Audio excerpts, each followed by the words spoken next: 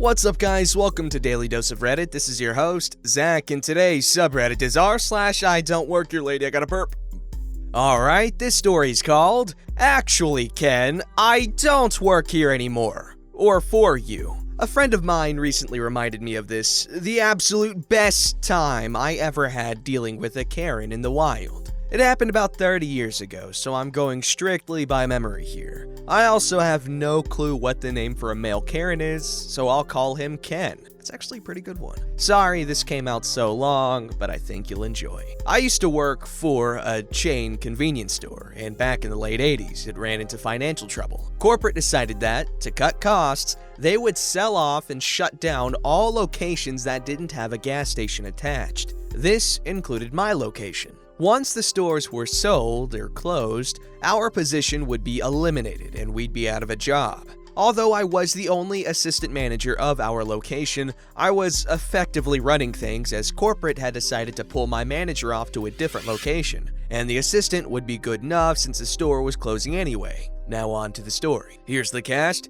Head honcho, guys from corporate in charge of selling the store, slightly involved near the end. Ken, entitled dude who bought our location. And of course, moi.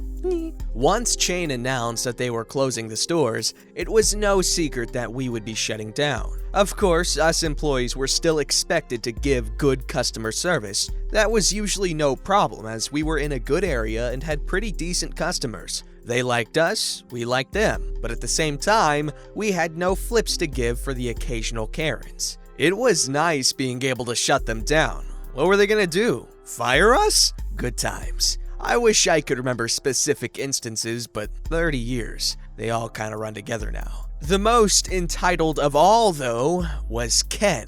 Turns out, he'd bought our location from chain, and would be taking over in about a month and a half. During that time, I was working with head honcho guys from corporate, doing things at the store level for the sale. Meanwhile, Ken came in a few times a week, demanding that certain things be done, as if he already owned the place. He wanted us to change displays, order specific products, etc. Head honcho guys had already told me to ignore his demands, so all of them were met with some variation of, "No, Ken, I work for chain, not for you, and this isn't your store yet," which sent Ken off in all his huffing glory, yelling that I wouldn't be acting like that once he ran the place. Fast forward to the final day. All the other employees had worked their last shifts, and as acting manager, I opened the store that morning. Head honcho guys arrived to go through whatever they needed, and shortly before noon, Ken showed up. Ken and head honcho guys went in the back, and once they came back out,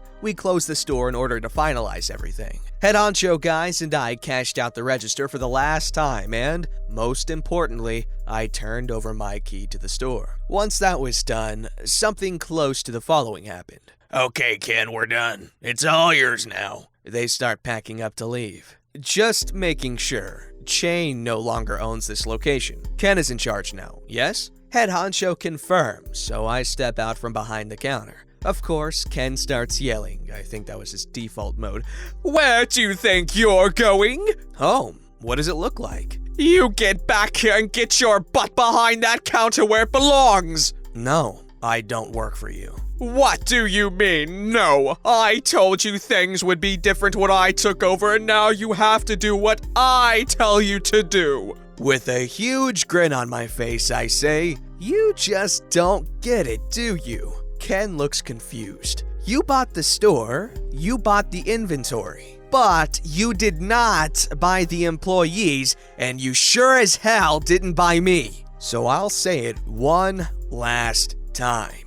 I don't work for you. Never have, never will. And since chain store number 1234 no longer exists, I don't work there anymore either. Since I'm no longer needed here," nod to head honcho guys, "I'm leaving." Ken starts sputtering and yelling incoherently, realizing he now has nobody to work the register as I walk to the doors for my last time. Of course, I can't help myself. As I'm pushing the door open, I turn around, give Ken my best customer service smile, and a cheery, "Have a nice day," If I recall correctly, the store didn't open again for a couple of days, at least, while Ken tried to hire some employees. But anyone from the neighborhood who had seen him treating us so badly before the sale wanted nothing to do with him. And even once it reopened, it didn't last long. I've seen some comments going on about employment contracts, how our job should have transferred to the new owner, etc.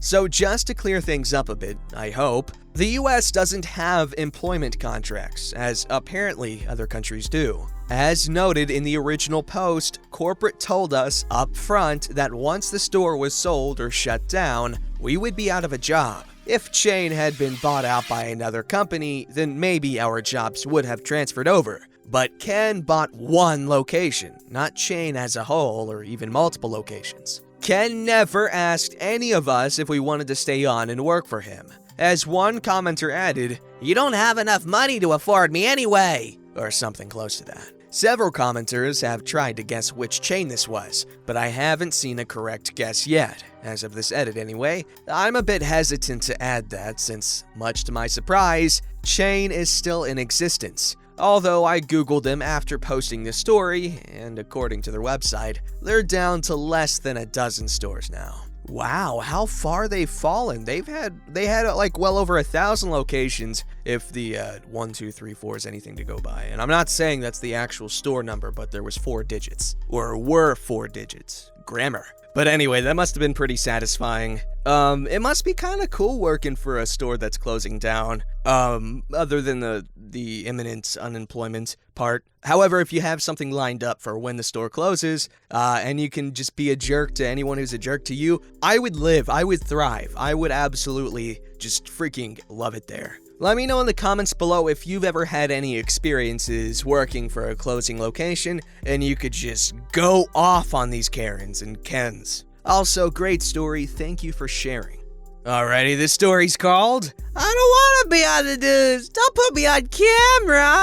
Not sure if this fits, but wasn't sure where else it would. I was standing in line to get into the supermarket today, and the person just before me was a surly older gentleman who was not wearing a mask or facial covering, and appropriately, wearing a biker jacket with a big patch that read, "Screw helmet laws." The store has someone at the front door, usually a teenager or an elderly greeter, whose job it is to ensure everyone entering the store has a face covering, per their nationwide corporate mandate and under our state law. As the man arrived at the greeter, who could not have been a day under 65, she said, "Excuse me, you need a face covering to enter?" He said to the old woman in this macho authoritative voice, "No, I don't, it's okay," and tried to walk into the store. The old woman goes, "Actually, sir, you do. It's not just policy anymore, it's the law." And he starts spouting off about how it's an unconstitutional law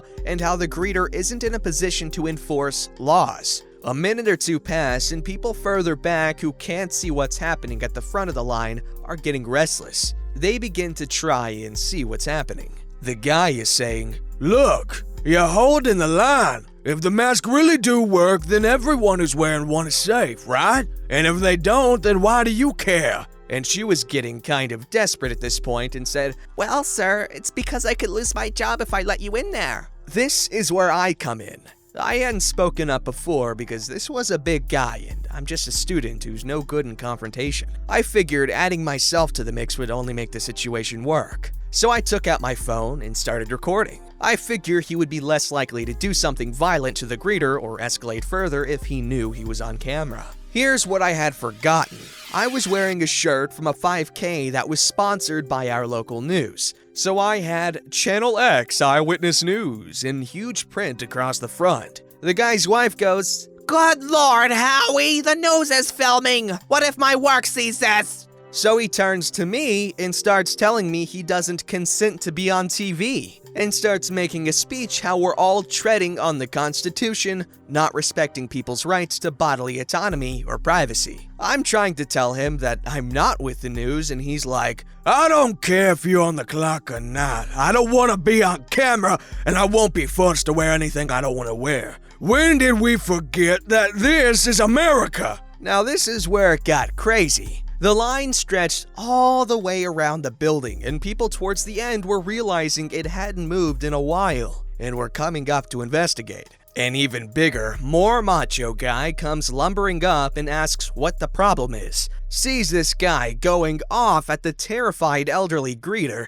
me shaking and holding my phone, and is like, Sir, what's the problem right now? People are trying to shop. The maskless guy tells him, and I quote, Get away from me. This here isn't your business. The more macho guy proceeds to whip out a badge and identify himself as an off-duty police officer, and that the law is, in fact, his business. First, he tries to have the cop arrest me for putting him on the news without his consent, but I just played dumb at that point. My adrenaline was through the roof, and if I had been able to retain my presence of mind, I would have left by that point and shopped somewhere else. The biker guy is now saying to the cop, This isn't what you went into the academy dreaming about, man, is it? You're not stopping bad guys. You're forcing regular people to go against their beliefs. Cop said, No one is forcing you to do anything, sir. You are free to make your own choices. You can put on a mask, or you can go home. Decide which you would like to do,